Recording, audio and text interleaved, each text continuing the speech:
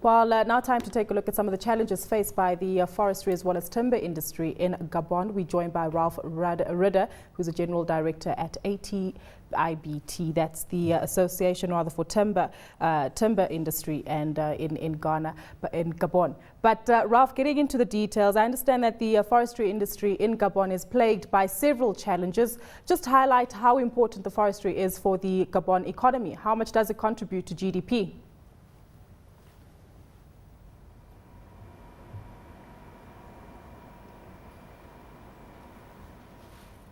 Ralph, it's Gugu here. Just highlight how important the forestry industry is for Gabon and how much it contributes to GDP. Okay, now I got it. It was very low, the sound.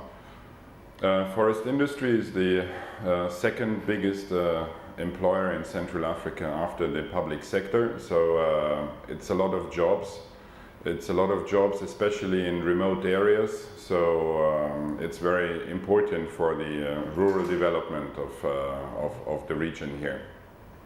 And the challenges that you're facing at the moment, what do some of them entail? Can you repeat that? And the challenges facing the industry at the moment, what do those entail? Okay, the challenges, yeah. Well, I mean, it's basically it's threefold. It's market access. There's a problem accessing the markets that pay well. These developed markets, they get increasingly sensitive, so they ask for legal and certified timber. And even then, they say, well, tropical timber means corruption, means social issues, means killing of gorillas and elephants. It means deforestation, and it means climate destruction. So there's a huge image problem on the international markets that pay well. Then there is a market access issue to the regional or the inter-African markets, which this market access is basically blocked because of administrative issues, if you want. The products cannot cross the borders for political reasons, I suppose. That's the first thing. Then the second problem is timber processing.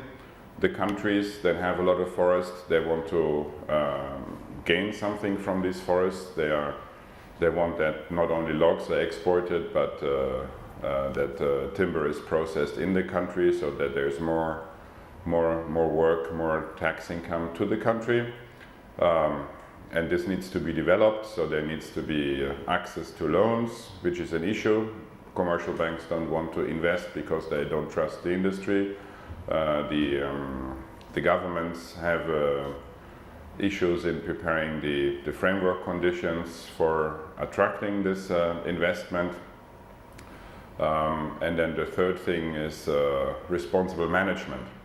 There is still today about 70% of the surface of the managed forests is managed in one way or the other illegally. So there's only a bit less than 30% of the timber that is harvested that is according to reasonable standards. And that, of course, is an issue. How are you addressing those challenges? They sound overwhelming. Sorry?